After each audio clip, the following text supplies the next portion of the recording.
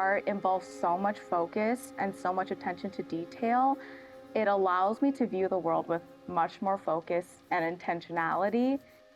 I feel like at a young age, my parents have always taught me to appreciate art and be aware that everything is beautiful. It allowed me to see the world differently and to see art in almost everything.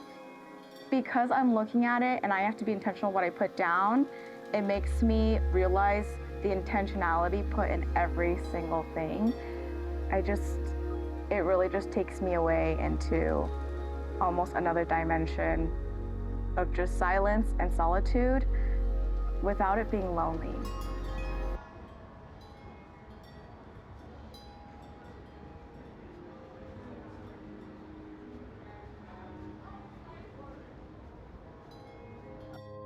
My name is Evelyn Park-Karampis, and I sketch while I travel.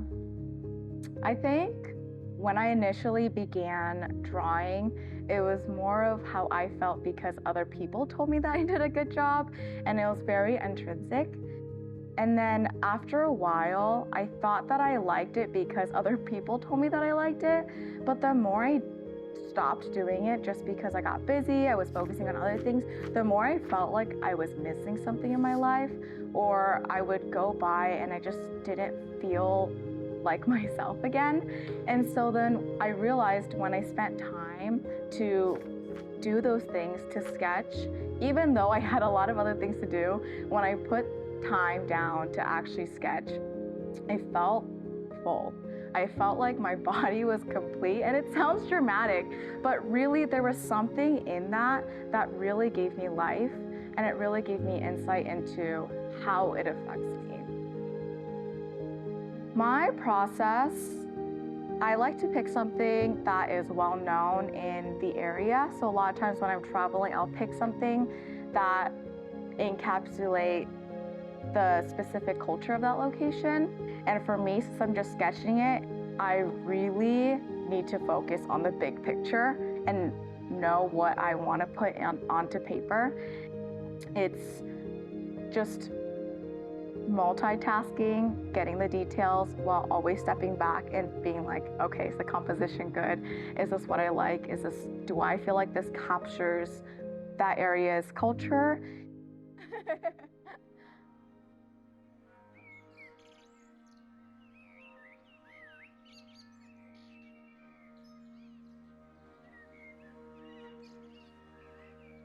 When I am sketching, a lot of times I have my headphones on, but I'm actually not listening to anything. I just like to focus on what I'm seeing. And a lot of times if it's quiet enough, I just like to be aware of the surroundings, kind of like capture the atmosphere. But for me, when I am looking and drawing, everything kind of just gets so quiet. It's kind of like my safe place. And again, art is something that fulfills me, and it's almost like it transports me into a place where it's just me sitting down. Time is not a thing. If other people are walking around me, I won't notice. And as I write and as I draw, I'm more focused on the details. Even though it's a daily thing, it's going to be hard, and that is part of it. And it's nice to know that for the times that you actually put in the work and the time and the intentionality, you will come out with something beautiful.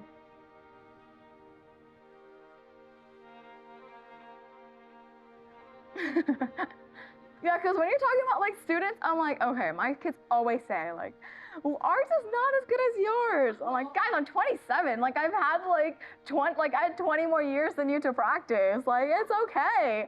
Like you're gonna get good.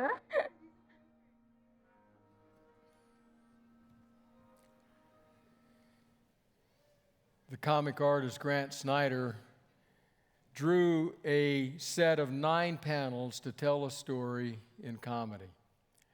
He had a character in them that was looking for the secret to life.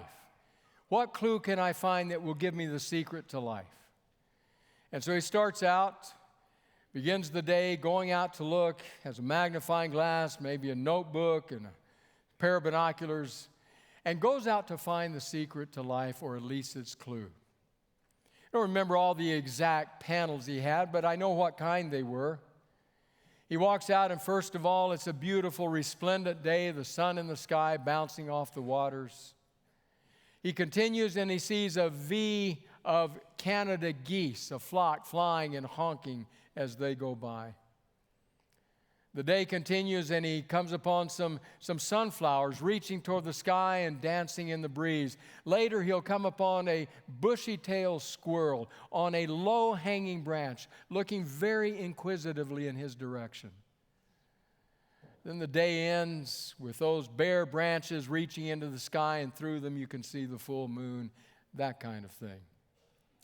At the end of the day, he says, okay, here is the clue that I have found. The clue to the secret of life. 2 words. Pay attention. Pay attention. Now, I don't know if you would agree with Snyder's fictional figure, but at least it ought to give you pause.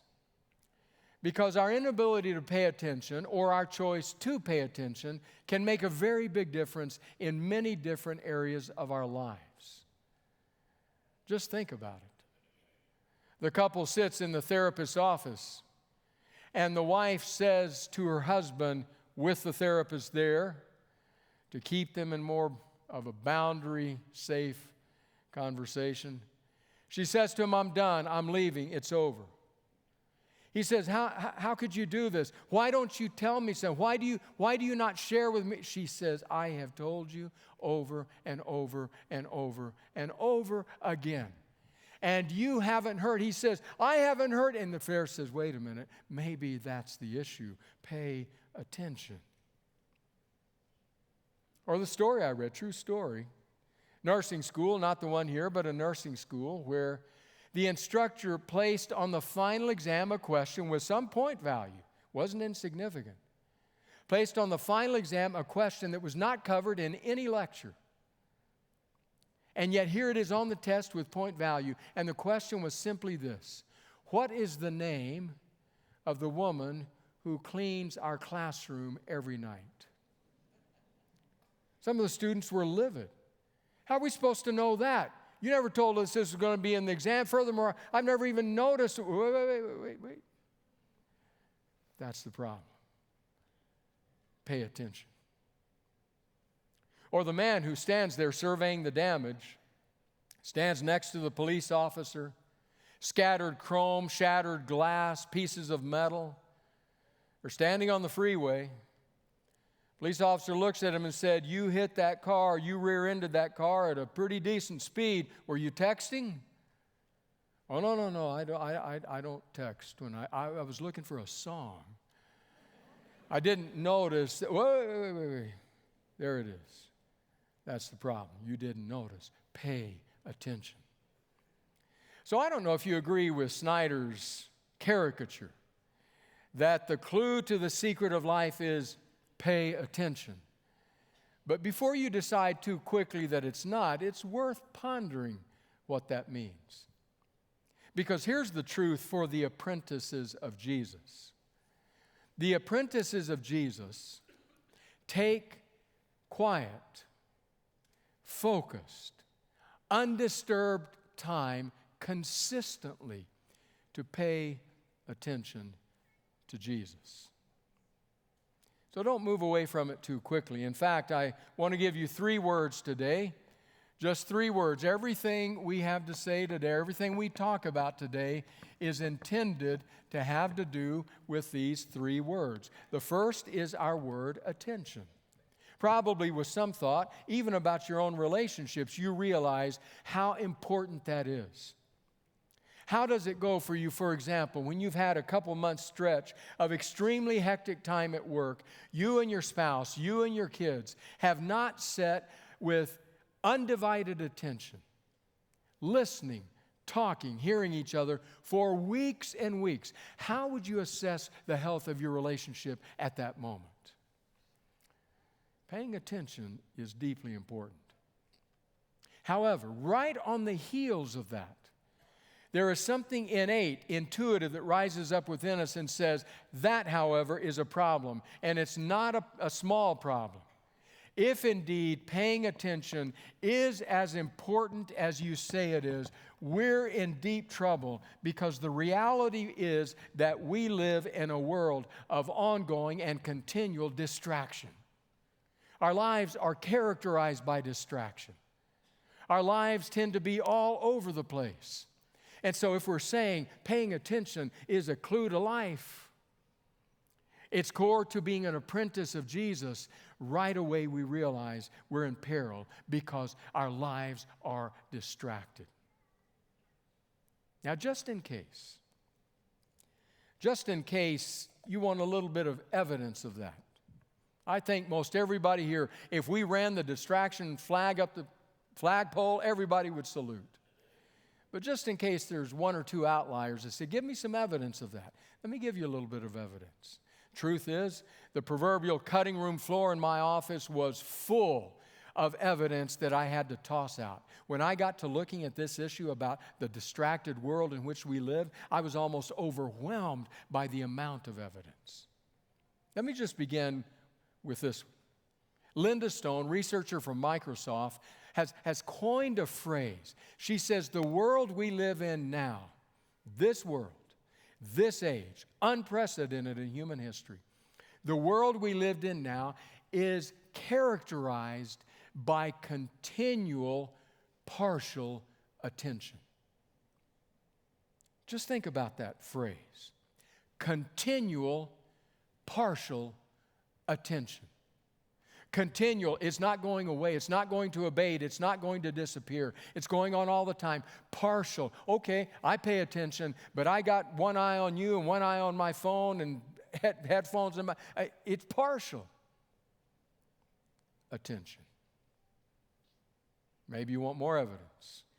Andy Crouch, author of the book, The Tech-Wise Life, co-author with his daughter of the book, My Tech-Wise Family, says that he and his daughter had a surprise when they were researching for their book.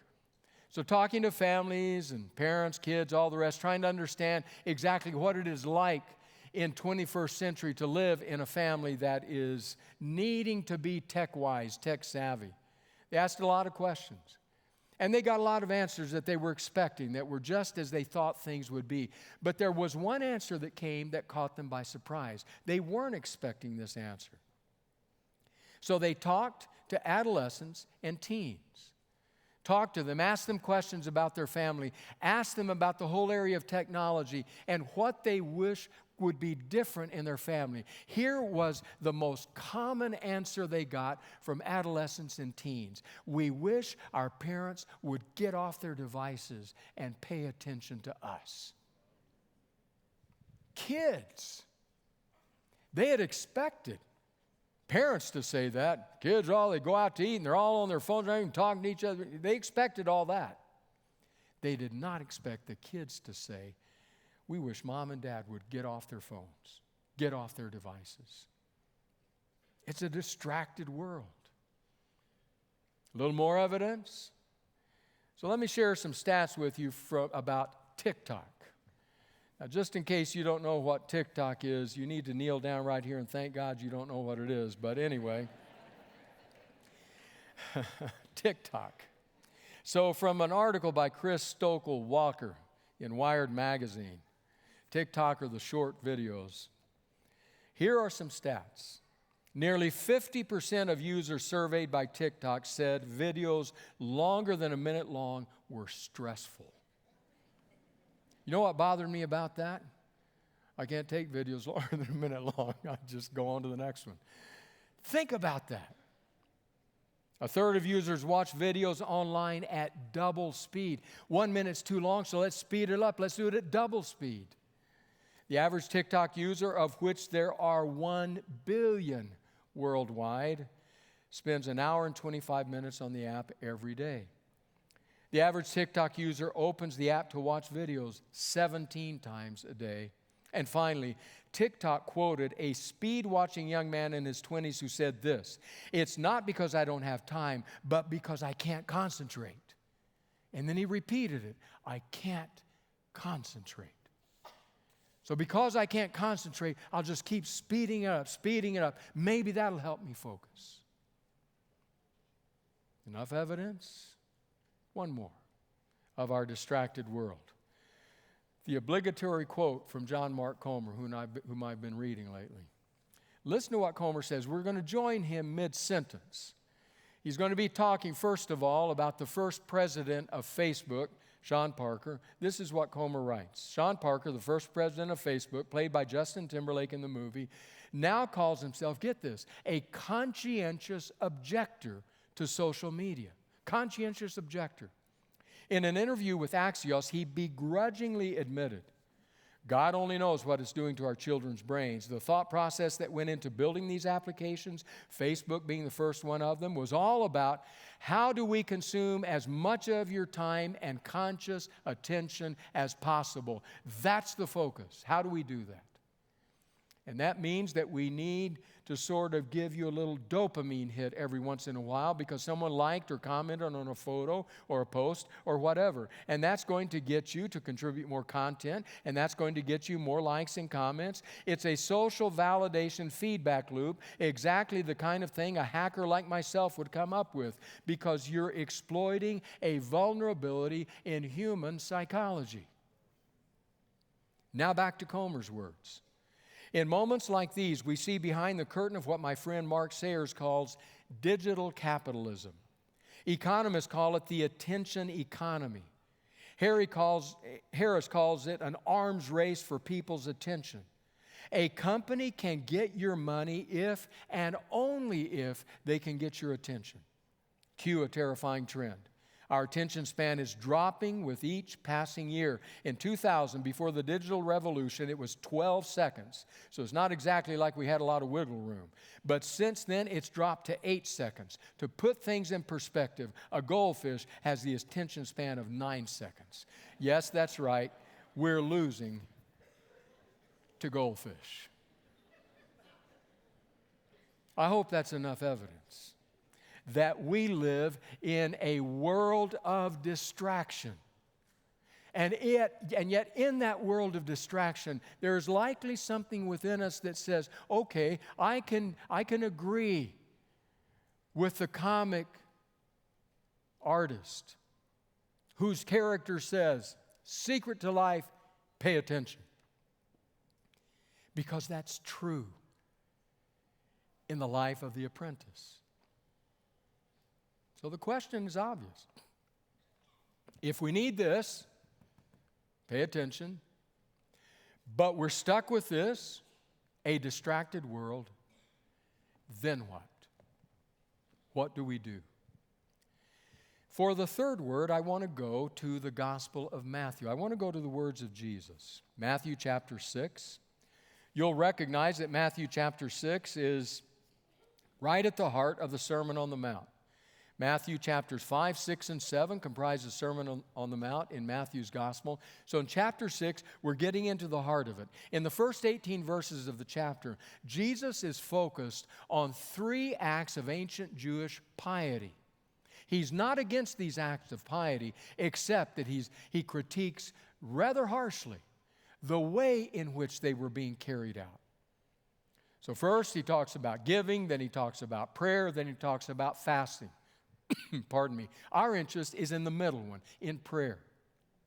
Now, in each one of them, he critiques it first, and then he gives his direction as to what to do with the act of piety in a positive way.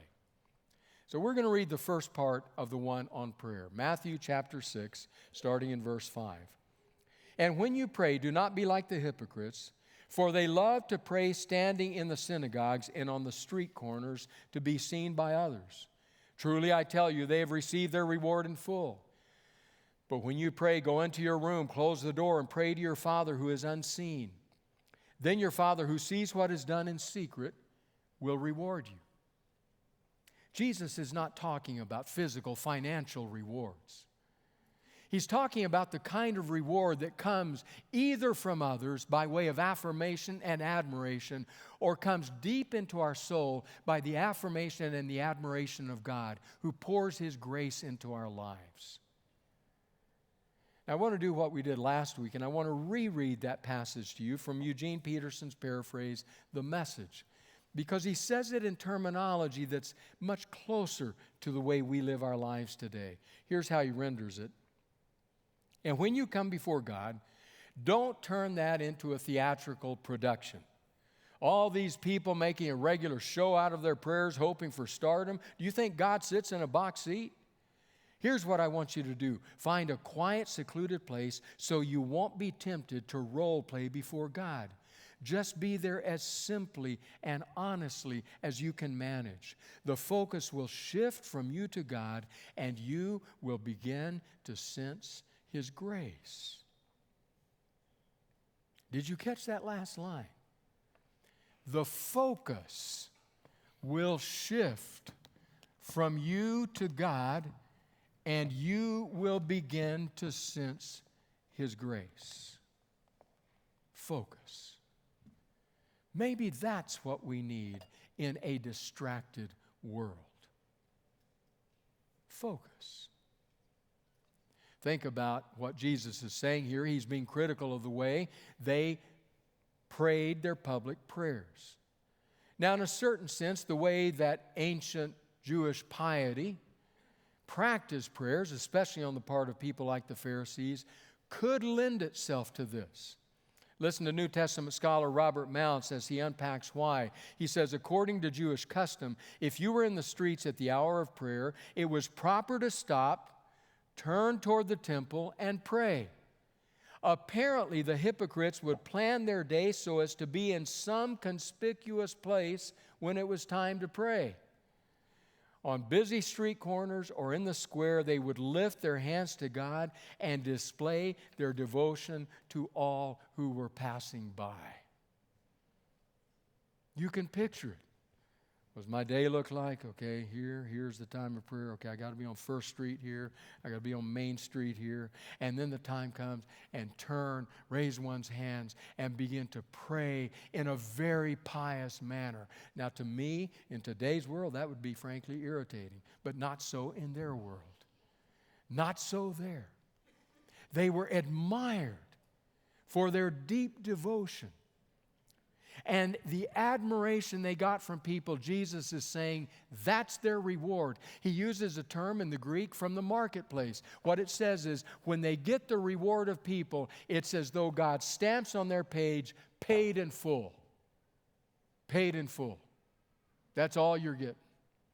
The reward, the approval of others, that's your payment. Because of the way you practice it. There's something key that we need to hear about that. But I also have the question, do you think if Jesus lived in 21st century Loma Linda, that He would say it in the same way about people needing the approval of others? Or might He keep the core of what He's saying intact, but use different practices because our world is different? The truth is, we all have within us, it's almost innate, inborn, a need to be seen and to be validated and to be witnessed by others. You saw it the last time you were at a pool party.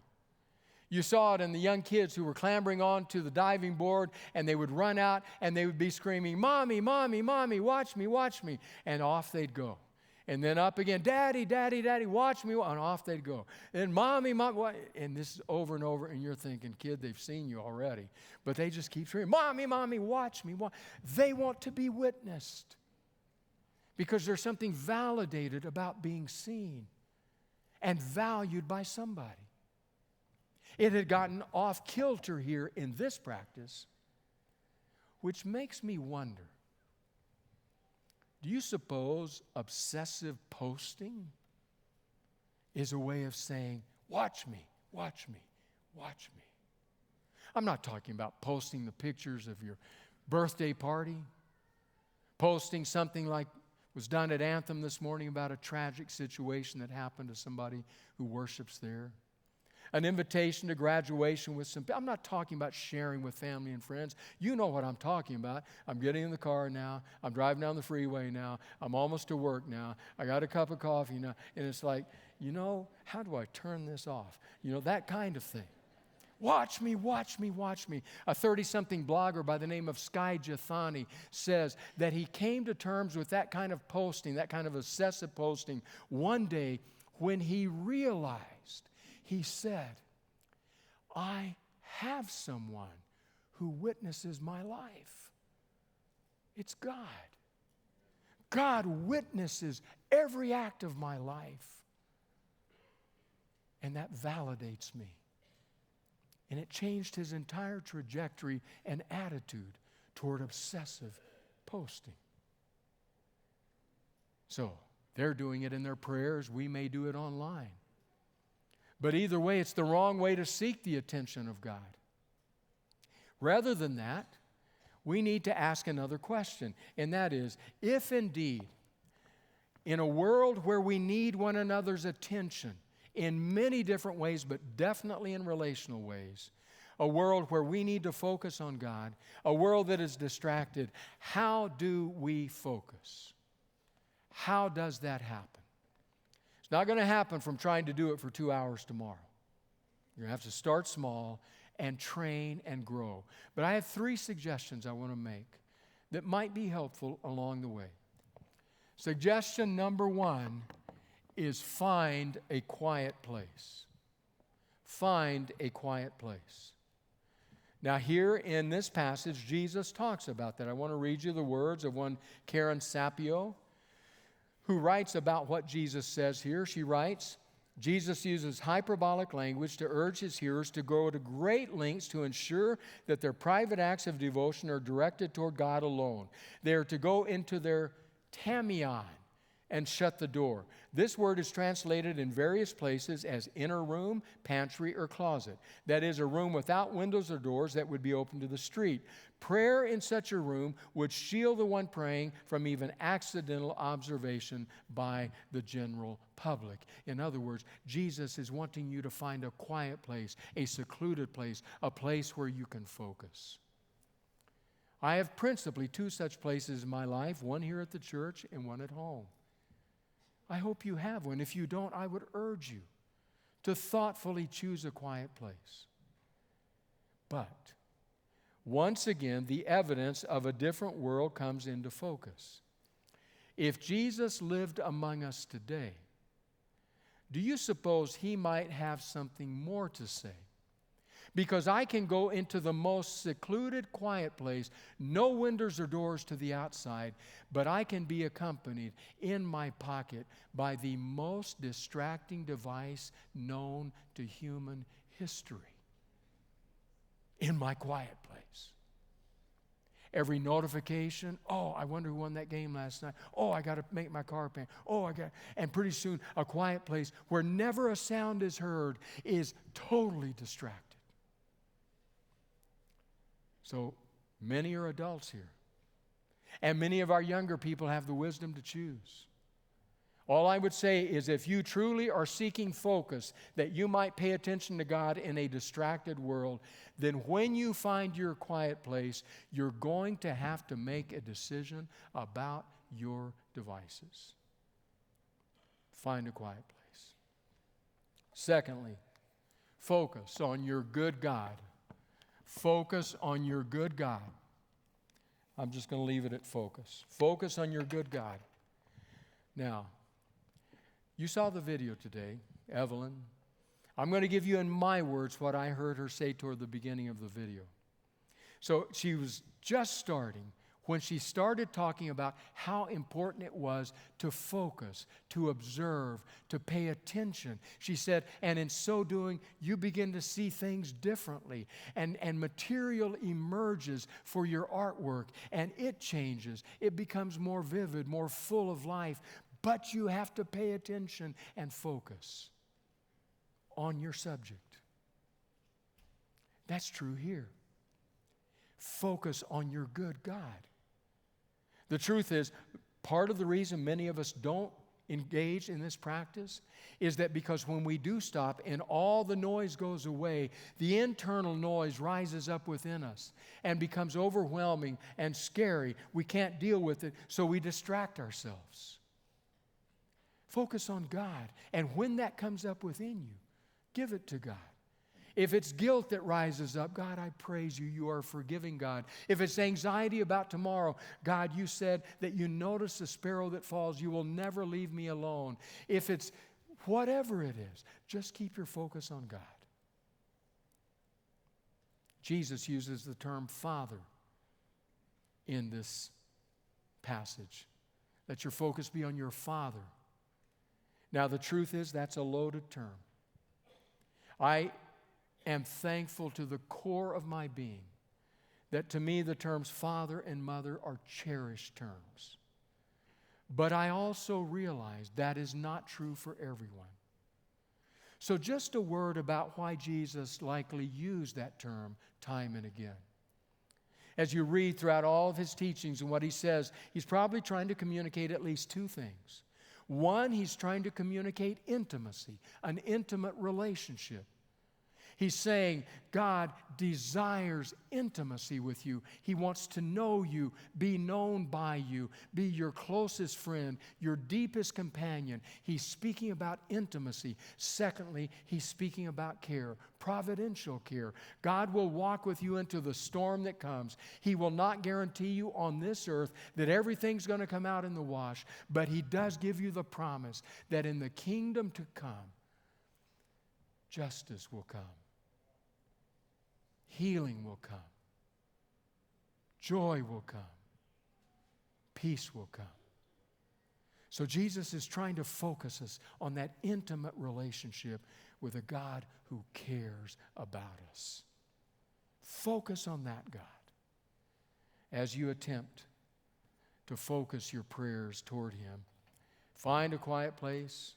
Focus on your good God. And finally, filter nothing out of your prayers. Filter nothing out of your prayers. Jesus talks here about public prayer. Public prayer, certainly for them and oftentimes for us, is very carefully planned. I'm not saying that's bad. That's a good thing. It's carefully planned. It's thought through. We choose the right words. We choose the right prayer requests, the right ways to worship God because we're doing it in a public setting. We do have to filter certain things. But when it comes to your prayer closet, filter nothing out. In fact, I want to read you the other two verses of this same section that we didn't read earlier. Just after he said what we read earlier, this is what happens in verse 7. And when you pray, do not keep on babbling like the pagans, for they think they will be heard because of their many words. Do not be like them, for your Father knows what you need before you ask Him. If I could paraphrase Jesus here, I think what he's saying is this. There are people in the world around you, both the world of ancient Judaism and the world of paganism, who think they're going to be heard if they can just say things in the right way, the right number of times, with the right intensity, and do everything correctly. He says, that's not why your Father listens to you. Your Father listens to you because you're His child, because He loves you, because He desires intimacy with you. So open your heart to Him. If you struggle at knowing how to do that, read the Psalms. The psalmist time and again filtered nothing. If they were angry, it came out. If they had questions, they spewed them forth. If they had praise, they sang them to the core of their being. They filtered nothing out. If you want, as an apprentice, to have a focus on God that grows your relationship with Him, filter nothing out of your prayers as you focus on God. So this last week, went to my home office closet, dug around in some boxes, and finally found what I was looking for. It's a little notebook, little 6-ring binder, a lot of pages in it. Only maybe a third have things written on them. I've had this little notebook for a long, long time. Best as I can tell, for right about 50 years. I was 2 when I bought it. It was a different world. Pre-Google, pre-Spotify, Apple Music, pre-all those search lyrics, all that. So a lot of what's written here is song lyrics. Song lyrics, because it was a day and age when I heard a song on the radio that I liked, I grabbed a pen and frantically tried to write them down. Oh, I didn't get them all. Have to wait till the next time somebody chooses to play that song. And so there are a lot of song lyrics in here. There are other things too. But that's not why I was looking for this little notebook. The reason I looked for it is what's on the first 2 pages of the notebook. It's a note from my older brother John, 4 years older than I. I really idolized John as I was growing up. John was the consummate athlete. I always wanted to be as good an athlete as John. He was good to me. He took me under his wing and tried to help me learn things. He would tell me, for example, Rand, when you're catching the football, you got to watch it with your eyes all the way into your hands. Don't let your eyes leave the football. Watch it all the way into your hands. You'll catch most of the passes if you do that. It was stuff like that that had to do with focus. So we were living in Guadalajara, Mexico, and John left us, go back to Texas to college. It was a very sad time. I cried when John left. You know, an adult, 14-year-old boy doesn't cry in front of other people. He just goes into his brother's room and cries. He came home to visit us. We went out to the Huicholes together where my dad had a flying mission. We went out to hike in to another mountain village to check out and make sure an airstrip was safe to land on. And we spent time together, and then he left back to college. And I went into my bedroom, and there on my pillow was this little notebook with his note. Probably 18 and 14, something like that. He wrote, "Dear Randy, just a note to let you know how much I enjoyed being down here. Thanks for going out to the Huicholes with me. You sure did good hiking over that mountain. I really enjoyed playing football with you too. You can really play. Remember to watch that ball into your hands. In other words, focus. Keep in shape and you'll be able to be a lot better than your friends when you go back to the States." Well, he wasn't always truthful. "I'll send you stuff about the Super Bowl if I can. I guess I'll see you soon, though, a couple of months." Just one kid writing to another kid. "Bye, and remember that Jesus is coming soon." And then he came back to earth. "Don't get too many girlfriends or you'll pass me up." Ha. "See you soon, your brother John." I treasure that because he taught me so many things, mentored me in so many ways. And there at the core of that little note is that thought, focus. It may be what Jesus is offering you and me today. Choose a quiet place. Focus on your good God and filter nothing from your prayers. And as you do that, it just may be, dear apprentice, that you will discover that your rabbi becomes more and more clear to see and hear. Gracious God, give us the gift of paying attention. Give us sharp, clear focus. In Jesus' name, amen.